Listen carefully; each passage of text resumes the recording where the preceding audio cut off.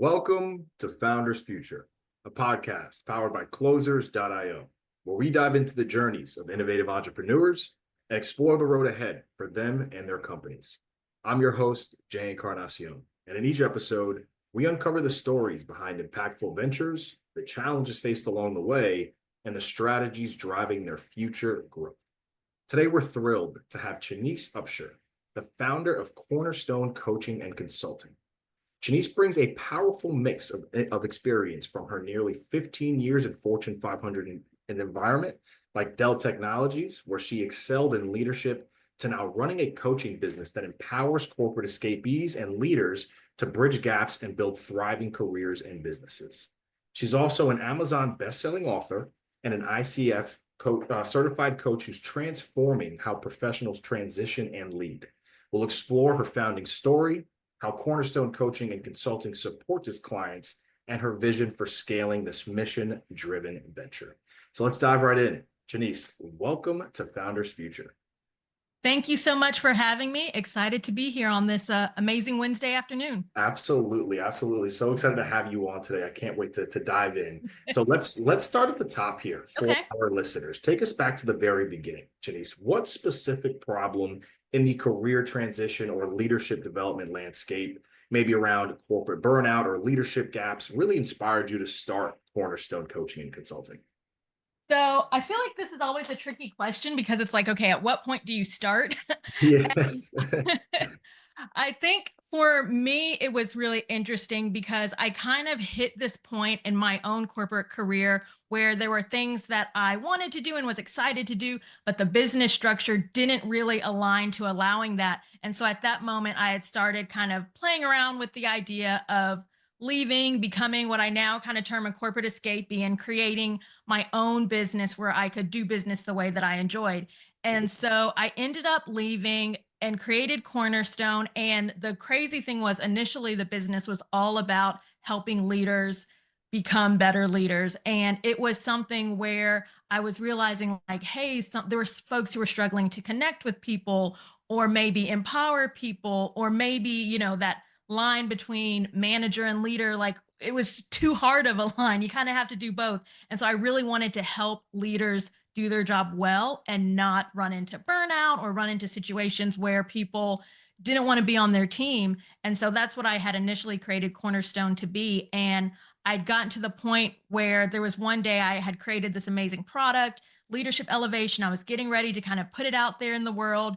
And I had prayed that morning and was like, okay, if there's a better way to do this, yell at me. Yeah. And that day I had 4 different people call me within like a 12-hour period and were like, hey, we love what you're doing with leadership, but we want to know more of your story. Like, we want to know how you decided to leave something that seemed so, well for you and create your own thing. And I was like, I think this is what I'm supposed to be doing, not necessarily helping leaders, promote and become better, but helping people who are trying to decide, what does a life outside of corporate look like for me? And so that's really where this term corporate escapee came. And so for me, it has shifted probably over the last 3 months from helping leaders more into, are you somebody who has, skills, talents, and creativity that maybe are being untapped or underutilized, and you want to figure out, how do I, create something that serves the world, saves the world maybe, but serves the world in this bigger scale. How do you go about that? And so that is really what Cornerstone has shifted into. And that's kind of, our new founding mission, helping people become a corporate escapee, creating their escape plan and figuring out what next looks like for them. I That was a absolutely. long answer. I'm sorry. No, not long at all. I love it. I love it. Definitely gives some context and how you ended up where you are now. So I, Yeah. absolutely love that answer. So walk us through here, Chenise, Yeah. how Cornerstone has evolved thus far. So what you provide, like that strategic planning, skill development, one-on-one coaching, and who you serve, how's that changed since you first started? Yeah. So, and, even within that, when I kind of went back and said, okay, now with this new revised focus, what does this look like? Right. I really had to stop and say, okay, what was my biggest, what were some of my biggest hurdles? I think I had this moment where I decided to leave, but it wasn't until maybe a year later when I actually did. And I said, what were the things that I could have done that would have scrunched that time frame, scrunched Yes. that time frame down? What are the things that I like struggled to figure out? And I really built my plans and my coaching based off of that. And so now it's gone from more of where before a lot of it was kind of like that one-on-one leadership coaching to where there's a lot more, group coaching, group challenges. I'm getting ready to launch a 3 month long, group coaching program where basically that walks people through, and escape is actually an acronym, right? All of the steps that I'd look like as needed for being in corporate to launching your own business, walking them through that, holding their hand, providing support, providing guidance, so that instead of taking a year like it took me, we can now shrink that down to a 10-week or 3 month long period. Amazing. Absolutely love that. So, talk to us about on that same front. It's clear as day you have a ton of experience. You were in leadership roles in the past. So, what's a misconception, Chenise, that you often hear about the coaching industry, especially around its value to corporates Yes. or its Yes. scalability? Something there that you'd like to address for us. Yeah, so I think when I was working in corporate, one of the jobs that I had was for a while, I think it was maybe 2.5 years. I actually managed a team of coaches. And the way that we ran our coaches looking back was more of like a trainer type role. So they had all of these things that they knew and they kind of regurgitated this information to people who didn't know that. And definitely has a place, right? There's definitely a moment where that type of coaching needs to occur. But one of the things that I realized through my time with the International Coaching Federation and getting certified through that is coaching is so much more. Like coaching should be people asking these really powerful, really amazing questions that allow people to have their own aha moments. And when you think about it, when somebody tells you something versus when you realize it yourself, that sticks with you so much more. You hold on to that. You have a different level of ownership with it. And so for me, being able to coach people in that aspect has been so powerful because instead of me saying, okay, here's, the 20 things that I wish I had done, like do these exact same things, being able to have those conversations because my skills, my talents, and the way that I work and do things best may not be the same way that you do it. So telling you like you have to do it this way just becomes a little bit too rigid. So I enjoy being able to give people the flexibility, ask them questions, have them really tap into their own creativity and figure out what's best for them. Absolutely, absolutely. So with that in mind, let's dive into the nuts and bolts a bit about Yes, yes. Cornerstone here. So how are you generating revenue today? I know that we touched on it just a bit, earlier, but what's the core offer there? I know you said group coaching, you're getting ready to launch that 3 month, Yep, the yep. one-on-one coaching. How is it really structured for your clients? What can they see when they come to you? Yeah, so right now, I feel like I've been doing a lot of my communication through both LinkedIn and YouTube. And the YouTube channel is new, so kind of working through that, launching that. But those are probably my main two areas, and then also still getting a lot of stuff through Instagram, surprisingly. And then the challenge, which is going to be launching here in the next 2 weeks. So that's going to be over a 3-day course. We'll outline what does escape look like, and the goal is for individuals to, at the end of those 3 days, walk away with their own escape plan of leaving corporate, right? Tapping into their own creativity, their skills to say, okay, if I want to go from here to there, right? So being in corporate and going to, having their own position, becoming an entrepreneur, here are all the things that I need to do personally for myself in order to get there. And it covers the gambit of, what is that? 7 different things. So we really deep dive into those topics and walk away with everybody having their own escape plan that they can now go and execute and tap into that next level. Gotcha. So just so I'm fully with you here. So no more one-on-one coaching. We're just doing group coaching. That's the main focus for you, right? Correct, Gotcha. correct. Yeah. And honestly, it just allows me to interact with so many more people at a higher level.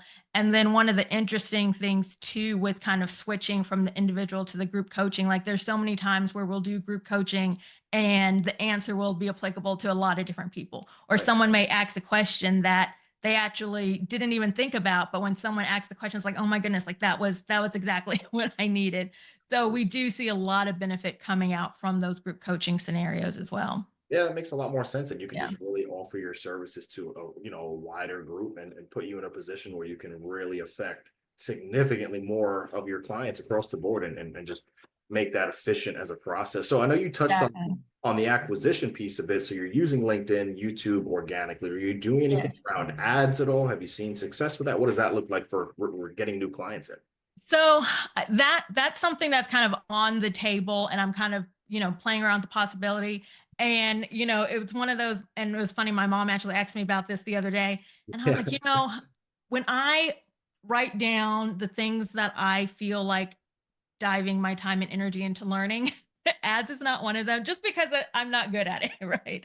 I was like, that is probably something that if I do decide to go that route, would probably, hire a group or an organization to help with that. Just because I'm like, I know what my skills are. I know what my strengths are. Creating ads is not one of them. I can talk to people all day long. I can do YouTube. I can do LinkedIn, things like that. Creating the ads, not so much. But yeah, that probably would be something that we'd be exploring in the future, but definitely in partnership with either an individual or a specific social media type group. Yeah. Absolutely. So with that same front here where we're at, what does the sales process look like? Are you running the show by yourself, Chenise? Do you have a team with you? Do you have a sales team? What does that look like overall for the process? Yeah. So right now I do not have a sales team. So I do use some software and have like some different sales funnels and different things like that for lead generation engines. I do have a business partner that I work with as well. So he actually owns one of the components for our premium value offer that we sell, which is us taking the 10 weeks to 3 months of kind of holding people's hand and helping them execute their escape plan.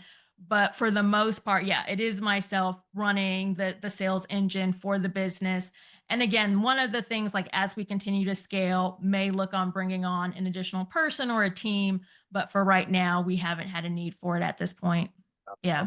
I love it. So I mean, with that's kind of transitions perfectly into my next question for you, and that's as far as a bottleneck. Is there something you can point to specifically for something that's blocking you for growth, whether that be lead generation, converting those leads into clients, delivering programs with your current capacity? What Uh, does that look like? I feel like the biggest bottleneck right now, and it's kind of interesting, right? The biggest bottleneck is because, this is going to sound weird, but it's like changing everything over. Right. So there were a lot of really good processes and workflows that I had built up when my focus was on leaders, aspiring leaders, and helping them, become even better leaders. And so now it's like, okay, the focus has changed. So everything has to shift. The workflows have to shift. The website has to change. The stuff on LinkedIn has to. So I feel like there's so many things that have to change. And I'm like, and for me, I'm like, wait a second, we had, 20 of these up before around leadership. I have to get 20 of these up around the new Right. topic. So I almost feel like the bottleneck right now is time, which I'm sure there's a lot of entrepreneurs feel that way. So it's just kind of giving myself the grace to say, like, okay, you did a complete shift. It's going to take a moment to have as much content and programs built around this new topic as there was before. Give yourself a moment. And one of the things that I've been doing to really, I guess, keep myself from being flustered in those moments is I've told myself, like, okay, it doesn't have to be perfect until you hit number 20.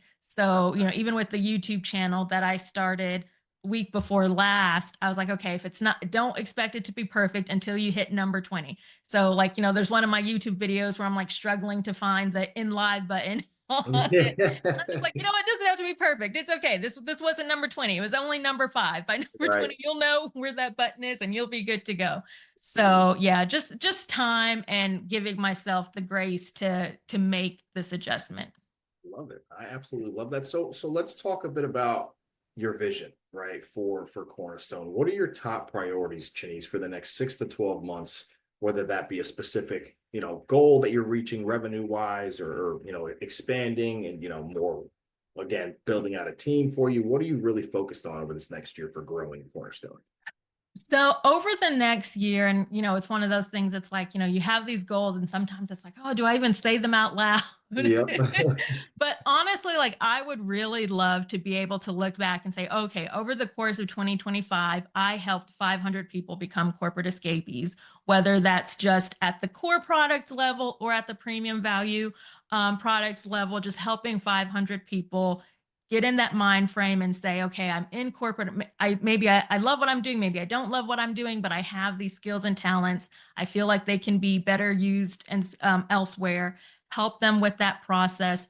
Um, and yeah, really just creating this tribe of corporate escapees and building it up to at least 500 for 2025 is my goal. Love it. I absolutely love that. So let's get a little hypothetical here. Yeah. With that being said, let's bring a genie into the room. Let's snap our fingers, and you now have unlimited resources, Chenise. What are you implementing immediately into Cornerstone? Oh goodness. I think if that were the case, I think for me, and it's not even that I don't enjoy doing this. I think it's just because it's very, very time consuming or it can be very time consuming. I think I would say like I would love to have like a dedicated um web and technology builder and whatever aspect that looks like.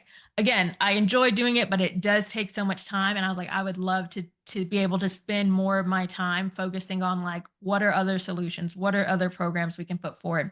How else can we help these individuals? When you think about becoming a corporate escapee, there's so many pieces that go into it. And while I do a good job, I think, touching on the major ones, it's like even some of these minor ones, right? Where can I help people even more through this process? So yeah, definitely somebody to take over and manage all of the tech stuff. So I wouldn't have to. It can put more time towards the creative front.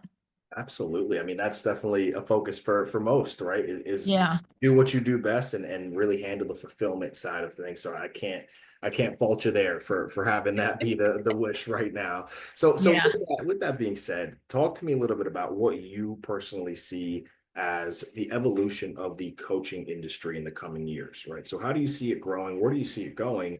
And how are you positioning Cornerstone to really take advantage of that evolution? Yeah, I think I feel like right now just, the world's so weird and crazy right now. It Yes. can it can kind of go almost anywhere, but I think right now it's kind of at a space where you see this huge divide. Like you have these people that are very much, rinse and repeat. What are other people doing well? How can I, you know, do the same or emulate? And then you have this other group of people that are like, how can I think outside the box and come up with even crazier ideas than are already out there? And I think for the coaching industry, like we're uniquely positioned to serve that group because as coaches, like our job is to ask really interesting questions that people might not have thought of before. Um, and I think that's what forces people to really think outside the box. So I'm very what's the best way to put it? I think excited. Like I think I'm very excited to see how coaching evolves over the next couple of years because the questions that we ask I think are getting more and more pointed. I think it's forcing people to kind of look inside of themselves and come up with even bigger, crazier answers. So yeah, the coaches and like the dreamers of the world, like we're all going to get together Yes. and make magic happen. At least that's what I'm hoping for and I'm envisioning. I love it. So to round us out here, Chenise, I mean, it's been incredible. It's clear as day that you're going to continue to do some amazing things in the Yes. space, and, Yes. and I know you're going to achieve that goal of helping 500 clients, if not more. I mean, with what you're doing, your experience, your knowledge, and your passion. I mean, I feel it. I feel it through the conversation. I'm so grateful to have you Thank on. you. So Thank to you. round us out, I want to go into a bit of a lightning round here. So Okay. one of my questions here is what is a tool or a resource that you're currently utilizing, whether that be a leadership strategy from obviously your plethora of experience in the past, or a coaching technique, or again, a tech piece of technology that you're using, just something that's been a game changer for Cornerstone up to this point? So as far as a technique, I would definitely say like I am really, really big on reverse timelines. Sometimes it drives people around me crazy. Like we're in the process right now of painting my dad's house. And I was like, okay, what day do you want it done? What day, if you want it done by this day, what's the last day we can be in like all of this stuff? And he's like, oh my gosh, just stop. And I'm like, no, no, no, no, no. It's all about the reverse timeline. So I'm very, very big on reverse timelines. Anytime that I'm going to do, whether it's business related, personal related, I'm like, all right, it has to be done by this day. And I'll just start going backwards and break it down. And I think that that has definitely helped me a ton in time management, deadline, success, all of that from a tools aspect. And hope I don't butcher the name of it. So a little cheat tool. Like I personally love using both Notion and Trello. I Yes. use those tools every day, just to kind of jot my notes down, ideas, organize my thoughts. I am very much the kind of person that will have like random thoughts come to me whenever. Like I keep a dry erase marker on me at all times, and like I'll write stuff on mirrors in the bathroom as I walk by, or in other places too. So I've been trying to get a lot better at like using Notion, using Trello to like organize my thoughts and kind of help workflow a lot of these processes that I'm engaging in right now. Amazing. So two more questions for you. Okay. Really more. One of them is for you, the other is for our listeners. So this one for you here is, what is the best piece of advice, Chenise, that you have personally received about scaling a business? I think the best piece of advice is just go for it. Like there's never going to be a moment when you feel like you have everything like completely 100% done. And I found myself initially being like, okay, this has to be done. Like I have to have, the perfect logo, the perfect website, the perfect email sequence, the perfect, LinkedIn banner, all of this stuff. And I think that's where I really kind of honed in on the idea of like it doesn't have to be perfect until number 20. Mhm. Because as soon as I said that, because like even with the YouTube stuff, I was like, wait a second, I just like my microphone that I have is 2 years old. The webcam that I have, like I don't know what the new webcams, all of this stuff. And I was like, you know what, Shanice, calm down. Just take it easy. So yes, it doesn't have to be good until number 20, and then you can work about making it feel better then. But yeah, just really just going for it. Amazing. Amazing. I love that. And then just to wrap us up here, Chenise, what is a piece of advice that you can now give to our listeners? So other founders, entrepreneurs who are just starting out, or they have a business of their own and they're looking to see the success that you are. What's something that you can offer them before we wrap up? Um, I would say like really lean into your network, like the people around you who are going to, you know, tell you you're doing a good job, give you a pat on the back on the hard days. Like there are days when, you're kind of like, I guess like shaking your head, like, what am I thinking? Like, this is the craziest thing I've ever done. And somehow every single moment I have those days, like some friend will call me and they don't even know, right? They don't even know I'm going through that. They'll call me and they'll be like, Shanice, I just saw, that YouTube video that you did. I just saw that LinkedIn post that you did. It was fantastic. I actually needed to hear that right now. Thank you so much. And I'm like, okay, I'm not a crazy person. So yes, just lean into that network, allow them to support you and be there for you. Like it will go so far in those moments when you have those moments of doubt. I love it. I love it. Well, with that there, that does wrap up another inspiring episode of Founders Future. Chenise, thank you so much again for Thank you. joining me today. I mean, just a remarkable journey so far. Again, incredibly intelligent and knowledgeable, and it's clear as day that you're going to see a ton of success with what you're doing. I know I'll be following along and seeing you succeed along the way. To our listeners, if you did enjoy this episode, which I know many of you have, don't forget to subscribe to Founders Future wherever you listen to your favorite podcasts. You can also find more resources and insights at closers.io, where we're dedicated to helping businesses accelerate their growth through trained appointment setters and world-class marketing systems. Until then, keep climbing, and we'll see you on the next one.